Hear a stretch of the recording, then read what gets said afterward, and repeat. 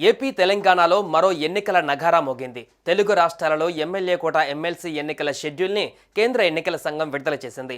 MLA కోటాలో MLC ఎన్నికలను CEC నిర్వహించనుంది. మార్చి 29లోగా తెలంగాణ, ఆంధ్రప్రదేశ్లో 5గురు ఎమ్మెల్సీల పదవీకాలం ముగియనుంది. ఈ క్రమంలోనే ఈసీఈ షెడ్యూల్ను ప్రకటించింది. మార్చి 20న ఎన్నికలు, అదే రోజున ఓట్ల లెక్కింపు ఉండనుంది. మార్చి 29 నాటికి ఏపీలో యనమల రామకృష్ణుడు, జంగా కృష్ణమూర్తి, పి అశోక్ బాబు, తిరుమల నాయుడు, దువ్వారపు రామారావు పదవీకాలం ముగియనుంది. తెలంగాణలో పదవీకాలం ముగిసే వారిలో మొహమ్మద్ అలీ, సత్యవతి రాథోడ్, షేరి సుభాష్ రెడ్డి, యగ్గె మల్లేశం, మీర్జా రియాజుల్ హసన్ ఉన్నారు.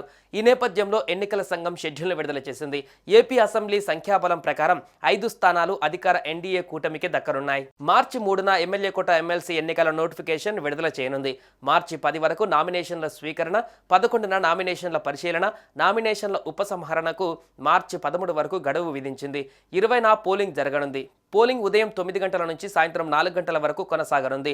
పోలింగ్ అనంతరం అదే రోజు కౌంటింగ్ షురూ చేసి మార్చి 24 లోపు ఎన్నికల ప్రక్రియ ముగించనుంది. ఎమ్మెల్యే కోటాలో ఎమ్మెల్సీ ఎన్నికలు జరుగుతున్న నేపథ్యంలో ఆశావాహులకు సూపర్ ఛాన్స్ దక్కిందని చెప్పవచ్చు. ఏపీలో ఇప్పటికే డిప్యూటీ సీఎం పవన్ కళ్యాణ్ సోదరుడు నాగబాబును మంత్రివర్గంలోకి తీసుకుంటారన్న వార్తల నేపథ్యంలో ఎమ్మెల్యేల కోటాలో ఎమ్మెల్సీగా నాగబాబుకు ఛాన్స్ దక్కే అవకాశం ఉందని తెలుస్తోంది. మొత్తం 5 ఎమ్మెల్సీ స్థానాలు ఖాళీగా కానుండగా టీడీపీకి 2, జనసేనకు 2, బీజేపీకి 1 దక్కే అవకాశాలు ఉన్నట్లు సమాచారం. ఇక తెలంగాణలో కూడా ఆశావాహులు తమ ప్రయత్నాలలో ఇప్పటికే నిమగ్నమైనట్లు తెలుస్తోంది. ఏపీలో నామినేషన్ పదవుల భర్తీ చేస్తామని ఇటీవలే సీఎం చంద్రబాబు ప్రకటించారు.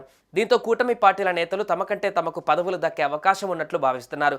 ఇలాంటి తరుణంలో ఎమ్మెల్యే కోట ఎమ్మెల్సీ స్థానాలకు కూడా షెడ్యూల్ విడుదల కాగా మార్చి నెల రాజకీయ పార్టీలకు కీలకం కానుంది.